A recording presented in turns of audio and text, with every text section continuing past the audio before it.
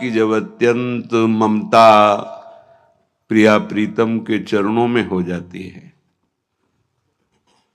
तभी हृदय पूर्ण रूप से समस्त कामना, वासना, स्पृहा, तृष्णा इससे रहित हो जाता है। जब तक प्रेम जल से हृदय नहीं धोया जाता, तब तक मलिनता का अंश बड़ी बड़ी साधना करने पर भी बना रहता है। अभी अनंत जन्मों से माया में आसक्त चित्त होकर के नाना प्रकार के शुभ अशुभ कर्म करने वाले जब भगवत कृपा से पुनः सत्संग प्राप्त करते हैं और साधन मार्ग में लगते हैं, तो माया अपना प्रबल रूप धारण करती है। या तो ऐसी अनुकूलता प्रदान करती है कि वो भूल जाए, और या ऐसी प्रतिकूलता झोंक देती है कि उसको लगता है कुछ नाम जपने से नहीं, कुछ साधन करने से नहीं, दुख तो वैसे ही घेरे हुए है। धैर्य छूट जाता है और भगवत मार्ग से विमुख आचरण करने लगता है।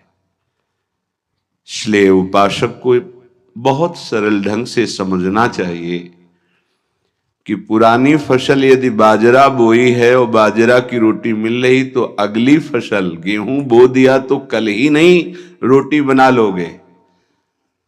5-6 महीने लगेंगे किसान मेहनत करके, खेती तैयार करके, दाना बो करके, सींच करके, संभाल करके, फिर भी वो अतिवृष्टि, अनावृष्टि, ओले वृष्टि आदि से बच जाए, सुरक्षित हो जाए, तो सुरक्षित अनाज घर आ जाए, फिर वो पीस कर रोटी बना सकता है। तुम अनंत जन्मों से मनमानी आचरण करते रहे, आज नाम शुरू किया है तो वो तूफान नहीं उठेगा, नष्ट करने के लिए वो अपना स्वरूप धारण करेगा। उसकी गुलामी सहते रहे हो अभी, काम, क्रोध, लोभ, मोह, मद, मत्सर। अब तुमको धैर्य पूर्वक नाम को पकड़े रहना। जैसे आंधी चले तो हम पहाड़ का आश्रय ले लें, हटे ना इधर उधर, तो आंधी तूफान पहाड़ को नहीं उड़ा सकती। ऐसे ही श्री भगवान कह रहे, मामेव ए प्रपद्यन्ते माया में ताम तरन्ति। माया का तूफान आएगा पर तुम मेरे चरणों को पकड़े रहना, छोड़ना नहीं।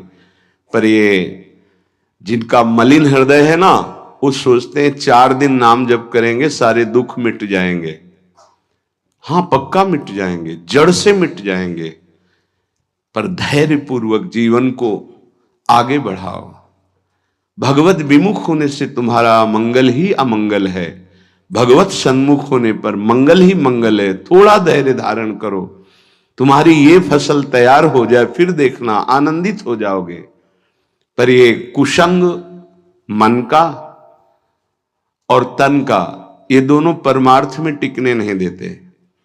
जहां ऐसे मित्र जन मिले जो गलत आचरण करने वाले होते हैं, वो पूछते हैं, तुमने शराब छोड़ दिया, मांस छोड़ दिया, तुम नाम जप करने लगे, कुछ लाभ हुआ? अरे कुछ नहीं होने वाला, तुम देख लो करके।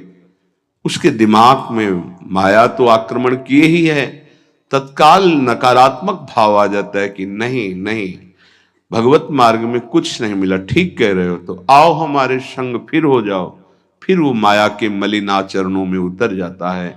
वो संत द्रोह, भगवत द्रोह उसके हृदय में अपना स्थान बना लेता है। फिर जन्म जन्मांतर, युग युगांतर कब अवसर आएगा भगवत मार्ग में चलने का।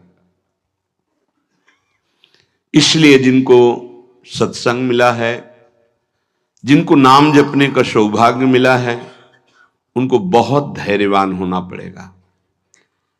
इसको ऐसे पकड़ना होगा कि जैसे हम बहुत बीमार हैं और इस औषधि के सिवा हमारा कोई रास्ता नहीं बचने का, अब हमको ये औषधि खानी ही है। जा सुनाम भव भेषज हरनि घोर त्रयशूल, तीनों तापों का नाश करने की सामर्थ्य और संसार समुद्र से पार करने की सुदृढ़ नौका, भवरोग की अचूक औषधि नाम है। हमारा भाव बने न बने, भाव बिगड़ जाए, कोई बात नहीं, तुम नाम मत छोड़ना, हमारी प्रार्थना मानना, नहीं तो ये तूफान माया का आपको उड़ा ले जाएगा, परमार्थ में नहीं खड़ा होने देगा। बहुत धैर्य पूर्वक दीर्घ काल तक चला जाता है। धैर्य कहते हैं लाभ मिले ना मिले, हानि मिले, अपमान मिले, सम्मान मिले, हम किसी भी स्थिति में अब नाम नहीं छोड़ सकते, वो जीत जाएगा माया से। विपक्ष बहुत जोरदार है, आप क्या समझते हो?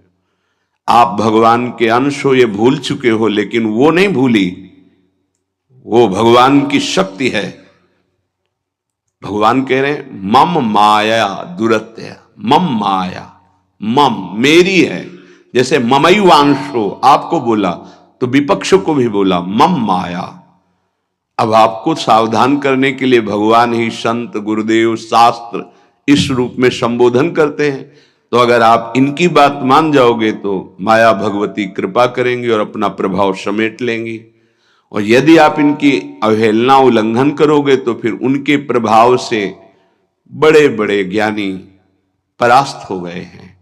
जो माया बहुबार नचावा, जास चरित को लख नहीं पावा, ऐसी विचित्र है, बहुत बहुत विचित्र।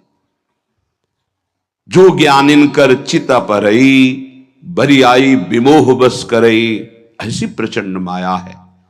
इसलिए जिनके कानों में आवाज पहुंच रही हो, हमारी प्रार्थना है, बहुत जन्मों से भटक रहे हैं, ये दुख सुख के प्रलोभन और भय में आकर के नाम न छोड़ दीजिए। ऐसा भी हो सकता है कि नाम जपना शुरू करें, आपकी नौकरी लग जाए, आपका काम बन जाए, आपकी अनुकूलता बढ़ जाए। ये नाम का फल नहीं है, ध्यान रखना, ये नाम का फल नहीं है। हम स्पष्ट आपको कह रहे हैं कि जब से आपने नाम जपना शुरू किया आपका सब मंगल होने लगा, ये नहीं है। ये आपके पुण्यों का है, पूर्व पुण्यों का है। ये नाम आपको सामर्थ्य देखा, दुख और सुख दोनों सहकर परमानंद की प्राप्ति, ये विषयानंद नाम के फल से नहीं। आप नाम जपना शुरू किए, सब कुछ बिगड़ना शुरू हो गया, ये नाम का फल नहीं है, ये आपके पाप नष्ट हो रहे हैं। विवेक पूर्वक चलिए, अगर विवेक नहीं धारण करेंगे तो फिर सब मार्ग छूट जाएगा। विवेक इसी से उत्पन्न होता है, सत्संग से। जहां विवेक जागृत हुआ वो आपको टिका देगा परमार्थ में, नहीं तो बहुत बलवती भगवान की माया है। जब लोगों के विचार सुने तो लगता है कैसे निकल पाएंगे इस माया से। आप निकलना ना चाहे तो किसी की सामर्थ्य नहीं कि आपको निकाल सके। स्वयं श्री भगवान आपके हृदय में बैठे हैं। क्या हो रहा है? दुर्गति हो रही। क्यों? क्योंकि आप नहीं निकलना चाहते, इसलिए। भगवान हृदय में बैठे हैं, नहीं निकल पा रहे हो, बात मान लो। आप निकलना चाहो तो निकल सकते हो, आप न निकलना चाहो तो किसी की ताकत नहीं कि आपको इस माया प्रपंच से निकाल सके। इसलिए आपसे प्रार्थना है कि आप निकलने की कोशिश कीजिए। इसका बड़ा ही प्रलोभन और भुलावा प्रभाव है। प्रलोभन और भुलावा एक क्षण में भुला दे सारे ज्ञान विज्ञान को और अपने में आकर्षित कर दे, उसका नाम माया।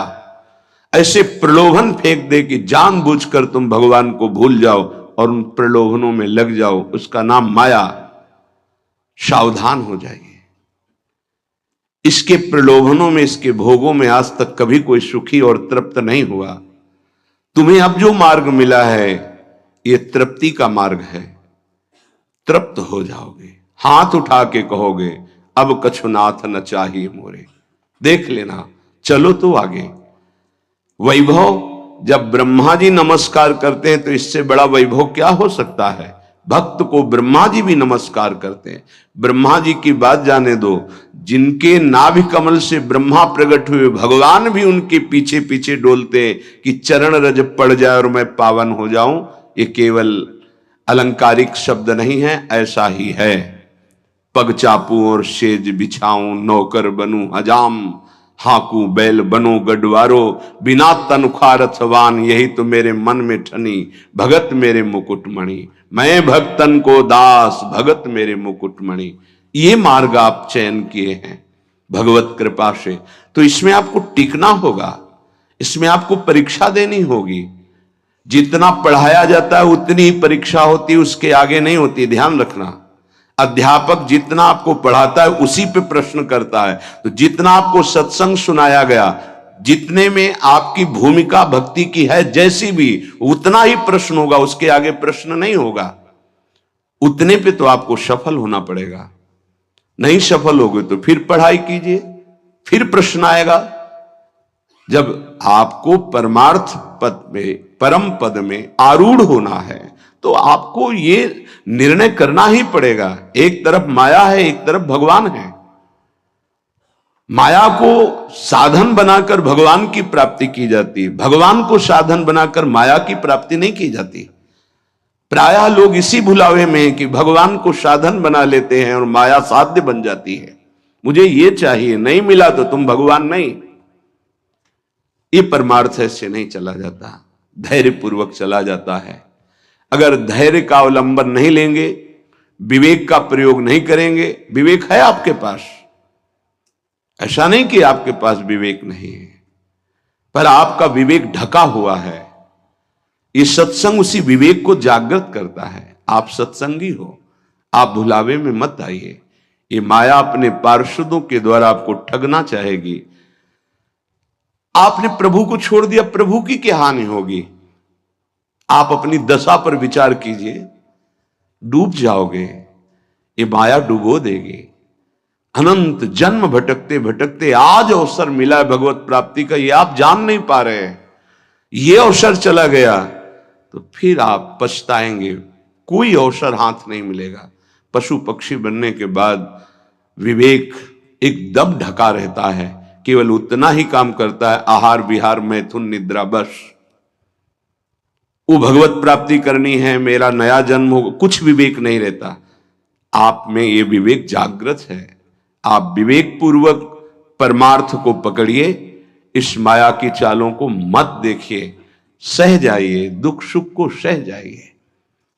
श्रीपाद प्रबोधानंद जी महाराज कहते हैं, रहस्यानामे तत्परम सुरहस्यम हरिरसोत् सर्वानामाश्चर्योन्मदरस विलासोत्सवमिदं स्वरोचि नित्यानामति परमनित्योज्ज्वलमिदं यदेतत् श्रीवृन्दावनमिहि दृशो नंदयति नः। रहस्यों का परम रहस्य वृंदावन का प्रेम रहस्य है। कल किसी ने प्रश्न किया कि जब श्री जी मिल जाती हैं तो कैसा आनंद होता है? कैसे कोई बता सकता है? जब लौकिक वस्तु के आनंद के वर्णन की सामर्थ्य जिह्वा में नहीं है तो अलौकिक चिदानंद प्रेम रस का वर्णन कैसे कर सकती है? आपको कोई भी मृदु पदार्थ पवाया गया, कैसा है? बोले मीठा। कितना मीठा है? बहुत मीठा है। नहीं, बहुत मीठा कितना? खत्म। बोलो आगे इसके शब्द क्या है आपके पास उसका स्वाद बखानने का? उत्तर हो सकता है कि आप पाकर देख लीजिए, अन्यथा नहीं। जब प्राकृतिक मायाकृत वस्तु के आनंद का आप वर्णन करने में असमर्थ हैं तो चिदानंद को कैसे वर्णन कर सकते, जहां वाणी का ही प्रवेश नहीं है। रहस्यानामेतत्, जितने आनंद के रहस्य हैं, बहुत सी साधनाओं में आनंद है। परम सुरहस्यम हरिरसोत, ये परम रहस्यमय वृंदावन का प्रेम रस है। देख देख फूल भई। आह, जब अत्यंत आसक्ति ममता प्रिया प्रीतम से हो जाती है, उनका नाम जप करते हुए, लीला गायन करते हुए, रसिकों की कृपा प्रसाद से जब ऐसी ममता हो जाती, मेरी श्यामा जो, मेरे लाल जो, तब जाकर के हृदय में ये फूल भई। वो मुस्कुरा रहे, वन विहार कर रहे हैं, वो झूल रहे, नौका विहार कर रहे, खेल रहे। उपासक का हृदय परमानंद की बाढ़ में आ रहा है। बड़ा ये रहस्यमय आनंद है। देखो, अपने बच्चे को जब खेलते हुए मां देखती है तो उसके हृदय में जो होता है वो कोई दूसरी माता अनुमान भी नहीं लगा सकती है।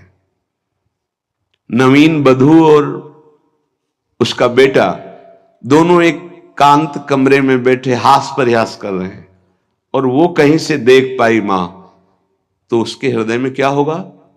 एक अद्भुत आनंद, और वो मनाएगी, हे विधाता, आपने मेरी मनोकामना पूर्ण कर दी। मेरे बेटा बहू जैसे हंस रहे, खेल रहे, सदैव ऐसे आनंदित रहे। ऐसे बेटे को खेलते देखकर उसको आनंद हो रहा है। छोटी सी मायाकृत ममता में उसका हृदय आशीष देता है, आशीर्वाद देता है। और महाचिदानंद भाव को प्राप्त रसिक जन जब आनंद समुद्र प्रभु और आनंद समुद्र का सार सांद्रानंद घन प्रेम मूर्ति किशोरी, जब इनको देखते, जो भगवान शंकर के ध्यान में आ जाए तो उन्माद अवस्था को प्राप्त हो जाते हैं। वो प्रभु और वो प्रियाजू सामने खेल रहे हैं। उस उपासक के आनंद का कैसे कोई वर्णन करे? उसके हृदय में असीम रहस्यमय प्रेम प्रकाशित होता है। रहस्यानाम मेतत, जितने रहस्यमय आनंद है उन सब आनंदों का परम सुरहस्यम, परम रहस्य में जो प्रेमानंद है वो वृंदावन प्रदान करता है। हरि रसोत, अभी किसी संग के प्रभाव से थोड़ा आनंद स्फुरित होता है। जैसे सत्संग सुन रहे, कोई भावात्मक बात आई, आपको आनंद, ये स्रोत नहीं है, ये संग का प्रभाव है कुछ क्षण के लिए। जैसे कोई कहते हैं, जब मैं वृंदावन आता हूं तो हमारा मन भक्ति में रम जाता है, पर जब यहां से जाता हूं तो कुछ ही समय बाद वो बात नहीं रहती है। क्यों? क्योंकि यहां का प्रभाव है, यहां भक्ति नृत्य कर रही है, और यहां साधु मंडली में आप बैठ करके भगवत चर्चा सुनते हैं, आपके तत्काल पाप नष्ट हो रहे हैं। दरस परस अघनाश, आप दर्शन कर रहे हैं। आप सामूहिक रूप से बैठे हैं, इस सभा में आप ही नहीं बैठे हैं, इस सभा में प्रभु भी बैठे हैं। मदभक्ता यत्र गायन्ति तत्र तिष्ठामि नारदा, जहां मेरे भक्त मेरा गायन, यहां अखंड भगवान नाम कीर्तन वाणी का गायन, भगवत चर्चा होती है, तो आपके हृदय में भक्ति का रंग तो बढ़ेगा ही, पर स्थायी तभी हो सकता है जब आप उस रंग को सुरक्षित रखें, माया के रंग का प्रवेश ना पड़ पावे तब। इसीलिए कहा जाता है आप निरंतर नाम जप करें तो नाम पाहरू दिवस निशि, रात दिन नाम का पहरा लग जाएगा तो माया प्रवेश ही नहीं करेगी। बात यह है, आपके अंदर जो धरोहर जागृत हुई, आपके अंदर थी, उसे जागृत की गई है सत्संग के द्वारा। अब आप मलिन ना होने पावे, पर्दा ना पड़ने पावे उस पर, उसके लिए पहरेदार रखना होगा कि अंदर माया प्रवेश ना करे। वो पहरेदार है नाम। नाम पाहरू दिवस निशि, रात दिन पहरा नाम का है। और ध्यान तुम्हार कपाट, प्रभु का ध्यान कर रहे हैं तो मानो दरवाजा बंद है, माया प्रवेश नहीं कर सकती। राधा वल्लभ लाल को हृदय ध्यान मुख नाम, तो माया प्रवेश ही नहीं कर सकती।